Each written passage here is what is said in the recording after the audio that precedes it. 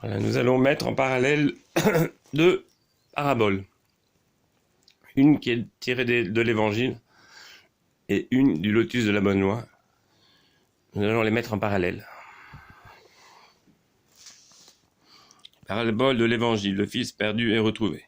Il dit encore, un homme avait 2 fils. Le plus jeune dit à son père, « Père, donne-moi la part de bien qui doit me revenir. » Et il leur partagea son avoir. Peu de jours après, le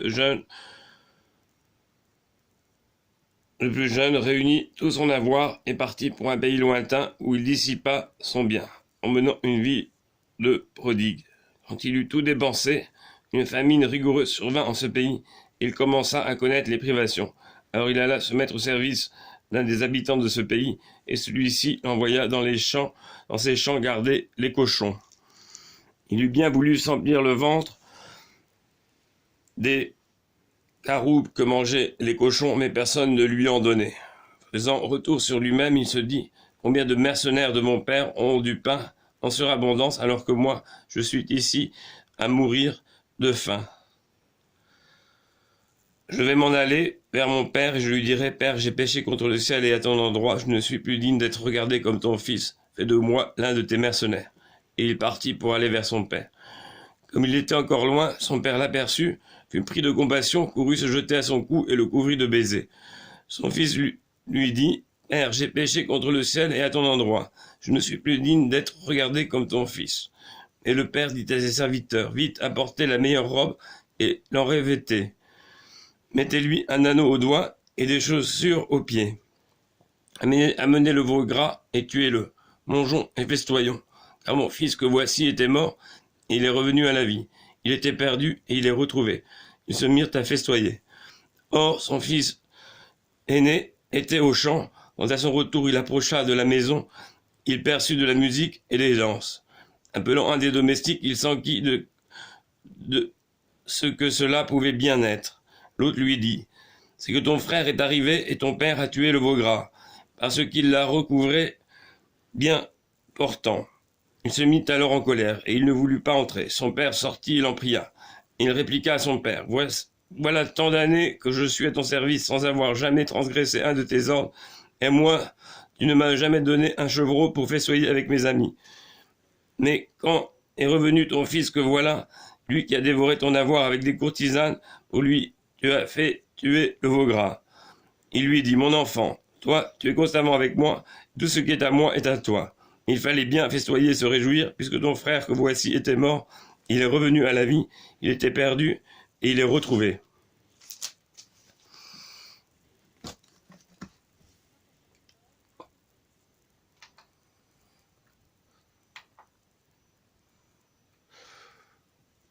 Voilà, c'était la parabole de l'Évangile.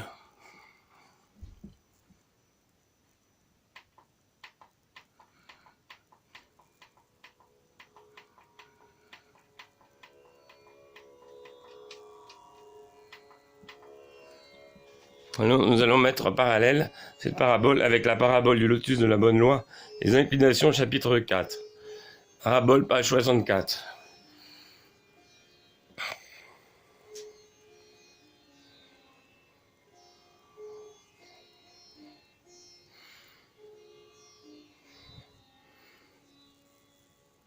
Les inclinations chapitre 4, parabole page 64. C'est comme si un homme au Bhagavad venait à s'éloigner de la présence de son père, et que s'en étant éloigné, il alla dans une autre partie du pays. Il passe là beaucoup d'années, loin de son père, 20, 30, 40 ou 50 ans. Que le père devienne un grand personnage, et que le fils au contraire soit pauvre, parcourant le pays pour chercher sa subsistance. Qu'il visite les 10 points de l'horizon pour trouver des vêtements et de la nourriture, et qu'il se rende dans une autre partie de la contrée. Que son père se soit aussi retiré dans une autre province. Qu'il soit possesseur de beaucoup de richesses, de grains, d'or, de trésors, de greniers et de maisons. Qu'il soit riche de beaucoup de suvarna, d'argent travaillé, de joyaux, de perles, de lapis lazuli, de conques, de cristal, de corail, d'or et d'argent. Il ait à son service beaucoup d'esclaves et de sexes, de serviteurs et de domestiques. Qu'il possède un grand nombre d'éléphants, de chevaux, de chars, de bœufs, de moutons. Il ait de nombreux clients. Il a des possessions dans de vastes pays. Il perçoit des revenus et des intérêts considérables. Il dirige de grandes entreprises de commerce et d'agriculture. Ensuite, au Bhagavat, l'homme pauvre, parcourant pour trouver de la nourriture et des vêtements, les villages, les bourgs, les villes, les provinces, les royaumes, les résidences royales, arrive de proche en proche à la ville où habite son père. Cet homme, possesseur de beaucoup de richesses, d'or, de suvarna, de trésors, de greniers, de maisons.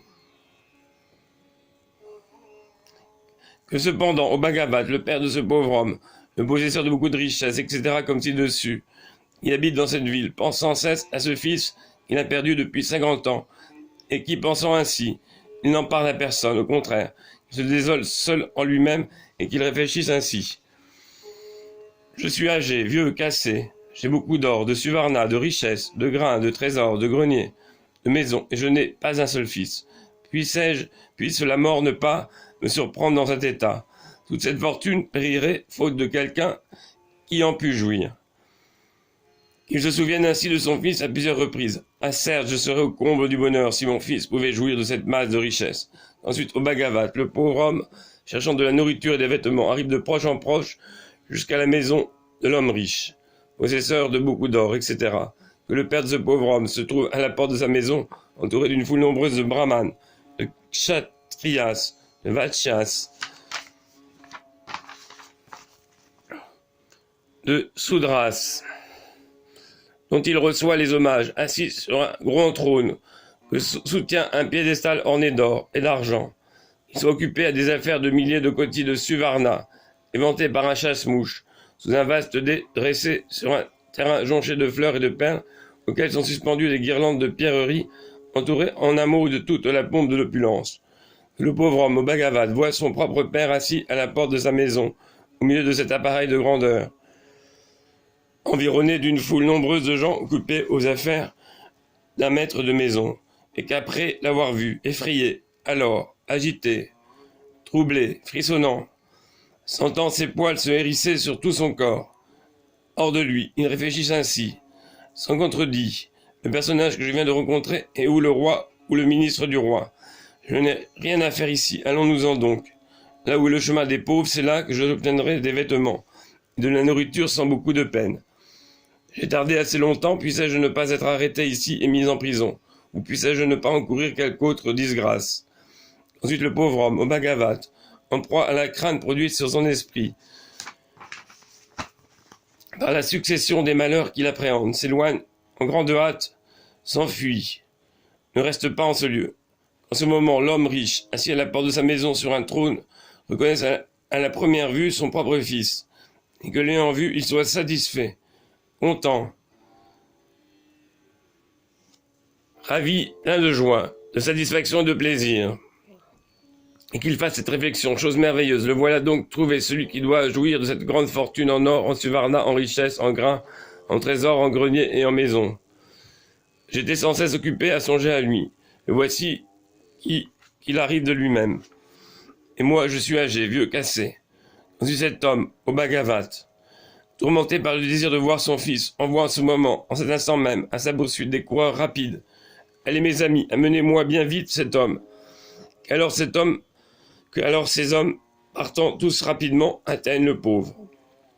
En ce moment, le pauvre effrayé, agité, troublé, frissonnant, sentant ses poils se hérisser sur tout son corps, hors de lui, pousse un cri d'effroi, qu'il se désole, qu'il s'écrie « Je ne vous ai fait aucun tort », que les hommes entraînent de force le pauvre, malgré ses cris. Ensuite, le pauvre effrayé, etc., comme ci-dessus, fasse cette réflexion. Puissais-je ne pas être puni comme un criminel? Puissais-je ne pas être battu? Je suis perdu certainement.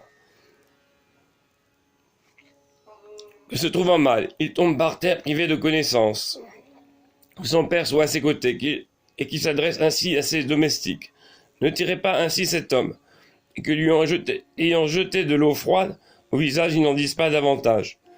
Pourquoi cela? C'est que le maître de maison connaît l'état des inclinations misérables de ce pauvre homme, et qu'il connaît la position élevée qu'il occupe lui-même, et qu'il pense ainsi, c'est bien là mon fils. Qu'alors au Bhagavat, le maître de maison, grâce à son habileté dans l'emploi les moyens, ne disent à personne. Cet homme est mon fils. Ensuite, il appelle un autre homme. Va, ami. Il dit à ce pauvre homme, va-t'en où tu voudras. Pauvre homme, tu es libre.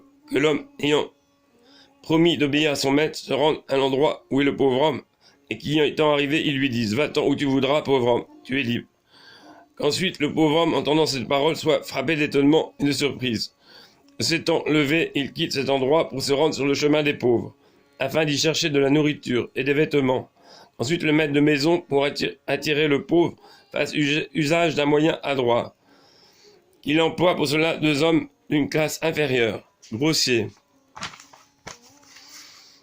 et de basse extraction. Allez tous les deux vers ce pauvre homme qui est arrivé ici, engagez-le sur ma promesse pour un double salaire par jour, à venir servir ici dans ma maison. Et s'il vient à vous dire quelle chose y a-t-il à faire, répondez-lui, il faut nettoyer avec nous l'endroit où l'on jette les ordures. Qu'alors ces hommes, s'étant mis à la recherche du pauvre, l'emploient à cet ouvrage. Aux conséquences, les 2 hommes avec le pauvre, recevant leur salaire de la main de l'homme riche, nettoient dans sa maison l'endroit où l'on jette les ordures, et qu'il se loge dans une hutte de chaume, située dans le district qui paye tribut à l'homme riche, maître de maison. Ensuite, l'homme fortuné regarde à travers une petite fenêtre ou un œil de bœuf son propre fils, occupé à nettoyer l'endroit où l'on jette les ordures. Et qu'en le voyant, il soit de plus en plus frappé d'étonnement. Ensuite, le maître de maison, étant descendu de son logement, s'étant dépouillé de ses parures et de ses guirlandes, ayant quitté ses vêtements beaux et doux, pour en revêtir de sales, prenant de la main droite un panier, couvrant ses membres de poussière, criant de loin, se rend dans l'endroit où est le pauvre, et qui étant arrivé, il parle ainsi. Portez ces paniers, ne vous arrêtez pas. Enlevez la poussière, et que par ce moyen il adresse la parole à son fils. Qu'il s'entretienne avec lui, et qu'il lui dise, fais ici ce service au homme, tu n'iras nulle part ailleurs, tu n'iras plus nulle part ailleurs, je te donnerai un salaire suffisant pour ta subsistance. Les choses dont tu auras besoin, demande-les-moi, avec confiance. Qu'elles valent un kunda, un kundika, un stalika, un kashta, que ce soit du sel, des aliments, un vêtement.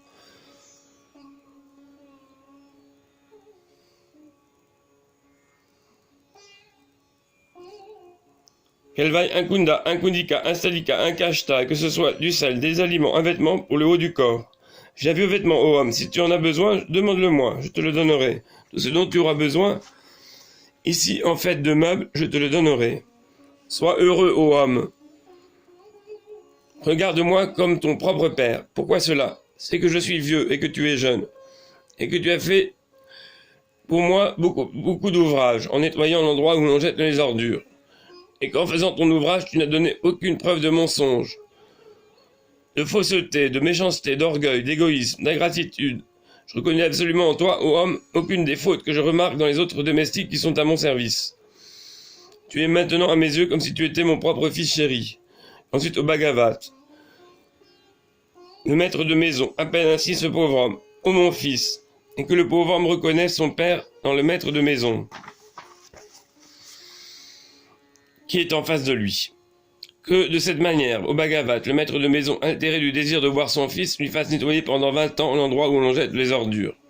Qu'au bout de ces 20 ans, le pauvre homme ait acquis assez de confiance pour aller et venir dans la maison du riche, et qu'il demeure dans sa hutte de chaume. Ensuite, au Bhagavat, le maître de maison sent qu'il s'affaiblit. Il reconnaisse que le moment de sa fin approche. Il parle ainsi au pauvre homme. Approche, ô homme. Cette grande fortune en or, en suvarna, en richesse, en grains, en trésors, en grenier, en maison, m'appartient. Je me sens extrêmement faible. Je désire quelqu'un à qui la donner, qui puisse l'accepter, dans les mains de qui je puisse la déposer. Accepte donc tout. Pourquoi cela? C'est que de même que je suis maître de cette fortune, ainsi tu l'es toi-même aussi. Puisses-tu ne laisser rien perdre de mon bien. Que de cette manière, au Bhagavat, le pauvre homme se trouve propriétaire de la grande fortune du maître de maison, composée d'or, etc. Et qu'il ne ressente pas le moindre désir pour ce bien. Il n'en demande absolument rien, pas même la valeur d'un prashta de farine. Que même alors il continue à rester dans sa hutte de chaume, en conservant toujours ses pensées de pauvreté. Ensuite au Bhagavat, le maître de maison, voyant que son fils est devenu capable de conserver son bien, qu'il est parfaitement mûr et que son esprit est suffisamment fait, voyant qu'à la pensée de sa grandeur, il était effrayé, qu'il rougissait, qu'il se blâmait de sa pauvreté première, que le Père, dis-je, au moment de sa mort, ayant fait venir ce pauvre homme, après avoir convoqué un grand nombre de ses parents, s'exprime ainsi en présence du roi ou du ministre du roi et devant les habitants de la province et du village. Écoutez tous. Cet homme est mon fils chéri, c'est moi qui l'ai engendré. Voilà 50 ans passés qu'il a disparu de telle ville. Il se nomme un tel, et moi j'ai tel nom. Après avoir quitté cette ville, pour se mettre à sa recherche, je suis venu ici. Cet homme est mon fils, et je suis son père. Toutes les richesses que je possède, je les abandonne en entier à cet homme. Et tout ce que j'ai de fortune qui m'appartient en propre, tout cela est à lui seul. Alors au Bhagavat, ce pauvre homme, entendant en ce moment ces paroles, soit frappé d'étonnement et de surprise, et qu'il fasse cette réflexion. Me voilà tout d'un coup possesseur de tout cet ordre, de ces suvarnas, de ces richesses, de ces grains, de ces trésors, de ces greniers, de ces maisons. De la même manière, au Bhagavat, nous sommes l'image des enfants du Tathagata.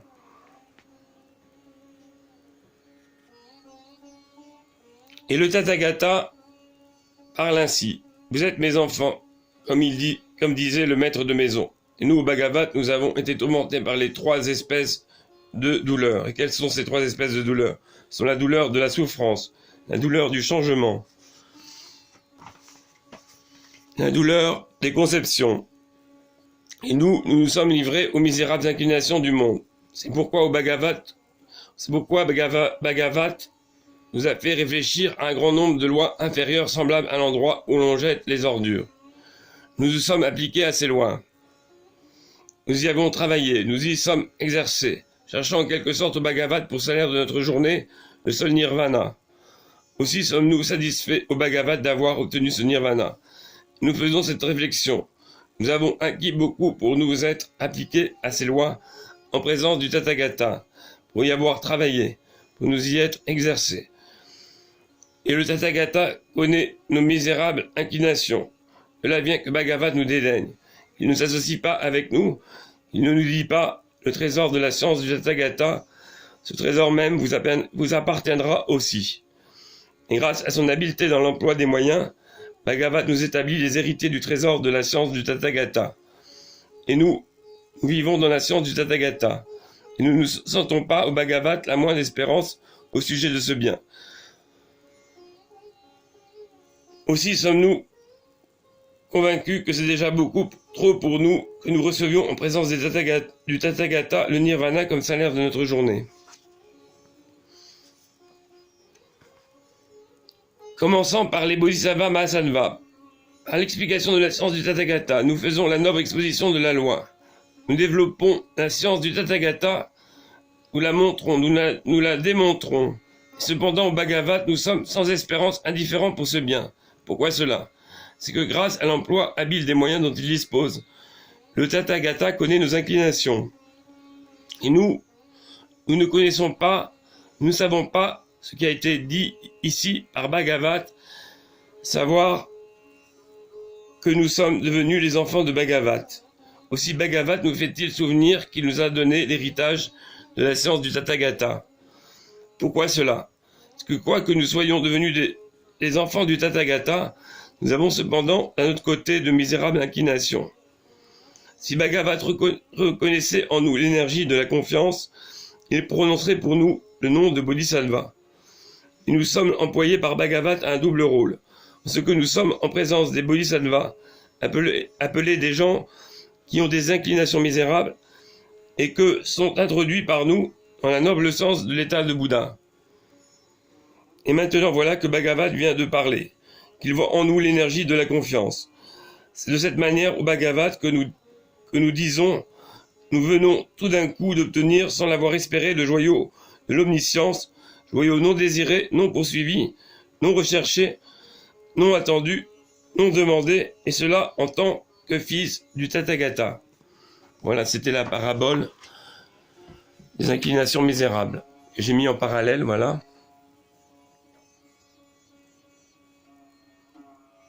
J'ai mis en parallèle avec l'Évangile selon saint Luc.